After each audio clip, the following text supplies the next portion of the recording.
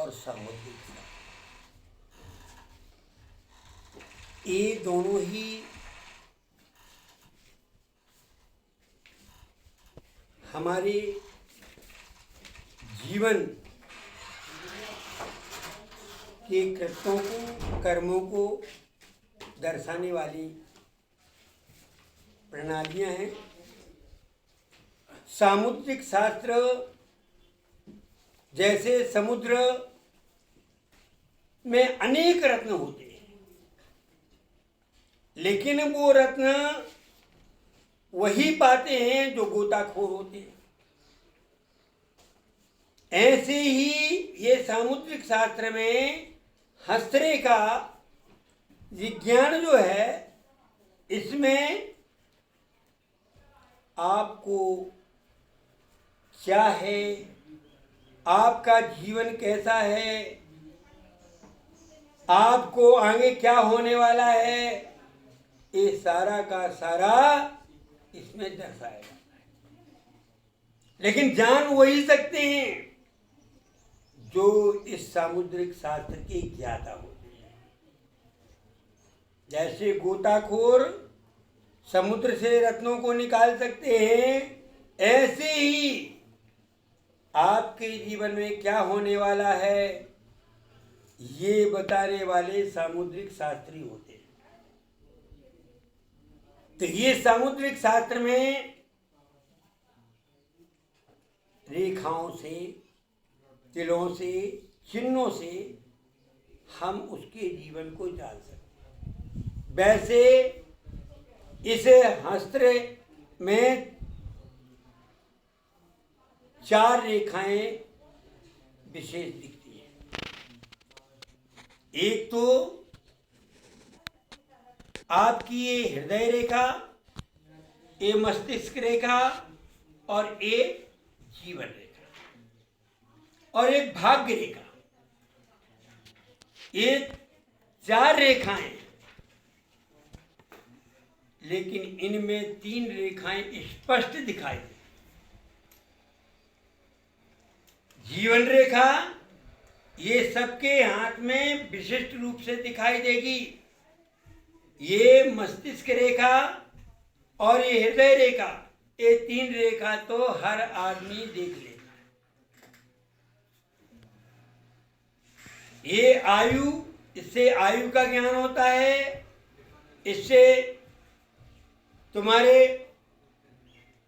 दिमाग की स्थिरता अस्थिरता का ज्ञान होता है, तुम्हारे अंदर विक्षिप्तता है कि स्थिरता है, और इससे हृदय रेखा आपके हृदय में क्या बस रहा है, आपका हृदय परमात्मा की ओर जुड़ रहा है, गुरुओं से जुड़ा हुआ है, या आपका हृदय विकारों से सना हुआ है। ये इस रेखा से सारा का सारा जीवन में तुम्हारे द्वारा जो विचार, जो आपके संकल्प विकल्प चलते हैं, जो हृदय में बसे हुए हैं, वे इसमें दिखाई देते हैं। तो ये जो है, ये 4 रेखा, और यहाँ जो भाग्य रेखा है, ये भाग्य रेखा कहीं न कहीं होती है। ये भाग्य रेखा 11 तरह से देखी जाती है, क्योंकि भाग्य अलग अलग होता है।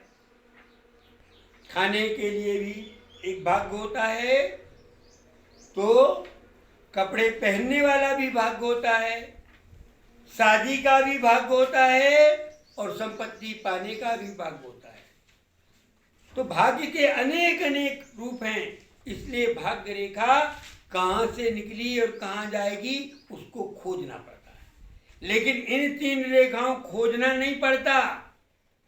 भाग्य रेखा यहाँ भी हो सकती, यहाँ भी हो सकती, गुरु पर्वत से भी निकल सकती है, और तुम्हारी बुद्ध पर्वत से भी निकल सकती है। लेकिन ये अगर ये तुम्हारी हृदय रेखा है, तो हृदय रेखा तो यहीं से निकलेगी, जीवन रेखा यहीं से निकलेगी, और ये मांड रेखा यहीं से निकलेगी। इसमें कोई दूसरी जगह नहीं मिलेगी। इसलिए इनको स्थिर रेखा भी कहा जाता है। आचार्यों ने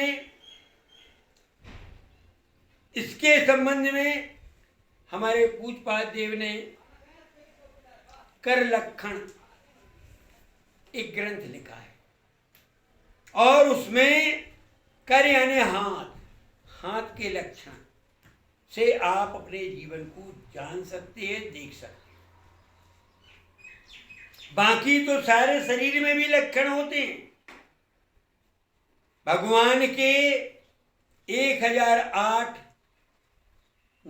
लक्षण होते हैं, उनमें 108 चिन्ह होते हैं और 900 व्यंजन, जिसको कहते हैं कि तिल मसो आदि।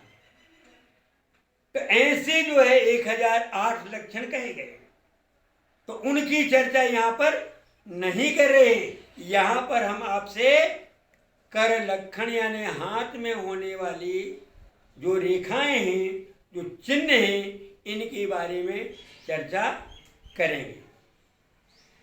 ये रेखा कौन सी है? ये है हमारी हृदय रेखा।